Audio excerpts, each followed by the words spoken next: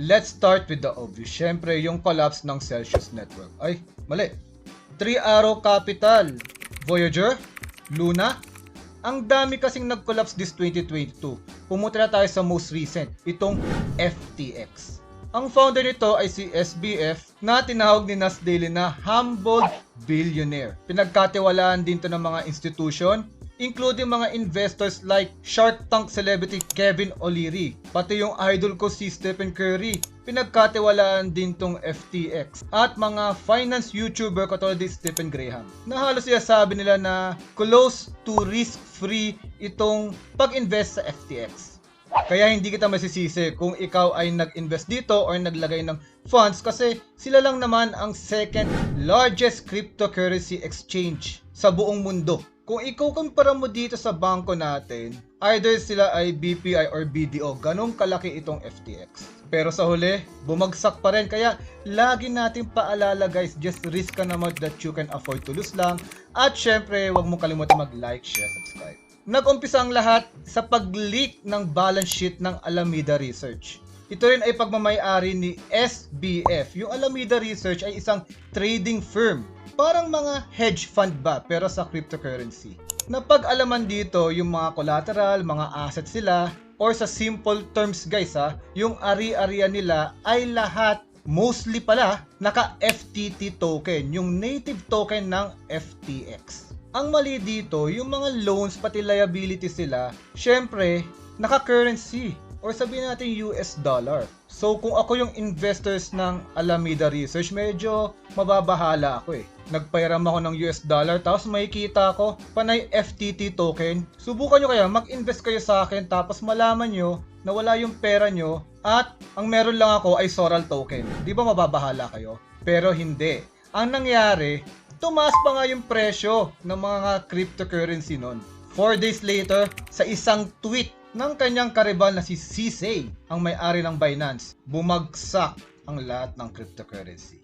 Dahil lang yon sa pagsabi niya na magbebenta siya ng FTT token. Wait lang, parang Alameda Research lang dapat ang madadamay dito. Bakit nadamay yung FTX?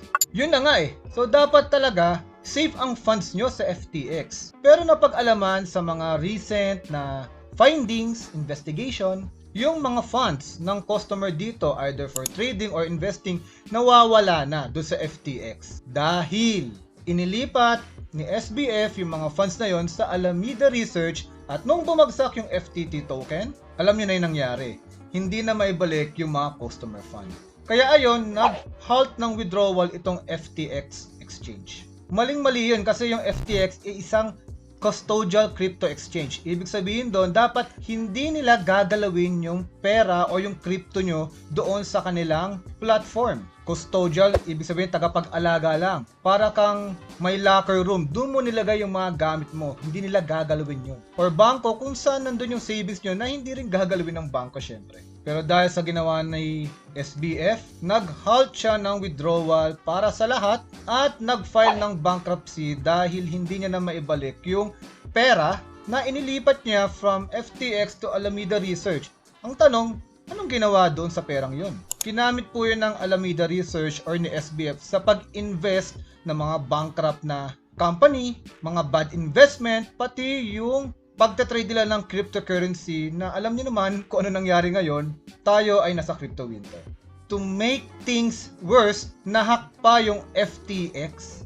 Hack. Tuluyan nang hindi na ma-recover yung mga pera ng mga customers na nag-store ng kanilang cryptocurrency or stable coins doon sa platform na yun. The result. Sa nangyaring ito, syempre, ang natitira na lang ay si Binance. May mga crypto exchanges pa rin dyan, but sabi ni Binance, maganda magkaroon tayo ng proof of reserve. Dahil sa nangyaring ito, nawawala kasi ng tiwala yung mga customers. So kailangan yung ibigay yung proof na meron talaga kayong reserves fund na tinatawag. So nag-complain naman dito sila Crypto.com, sila Huobi at ibang mga exchanges, pero may anomaly pa rin. After sila mag-send ng screenshot ng mga proof of reserve, yung mga magagaling na investigators sa Twitter, sa YouTube, napansin na after screenshot ay sinisend back to another exchange para sila naman ang mag-screenshot. Medyo kaduda-duda yon at sinang-ayunan yon ni CSAC. Dahil dito sa collapse ng FTX pati sa mga anomaly na to, yung mga institutional investors ay ayaw na munang maglaro or mag-invest dito sa cryptocurrency space. Even mga NFT games, mga ibang crypto projects na damay, lalo yung mga assets nila ay nandun sa FTX. Kaya expect na maaari din maapektuhan yung mga favorite nyong crypto project. May mga lawsuits na rin sa mga celebrities na nag-endorse dito and a call for regulation sa White House mismo. Even si Biden nag-request ng strict international regulation dito sa crypto. The future. Para sa akin, yung call of regulation is the end of decentralization.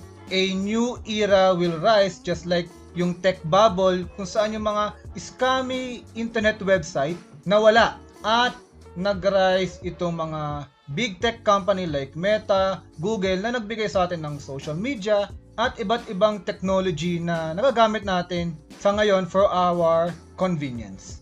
So let's talk about the price kasi naniniwala kami as a technical trader, price is always advanced.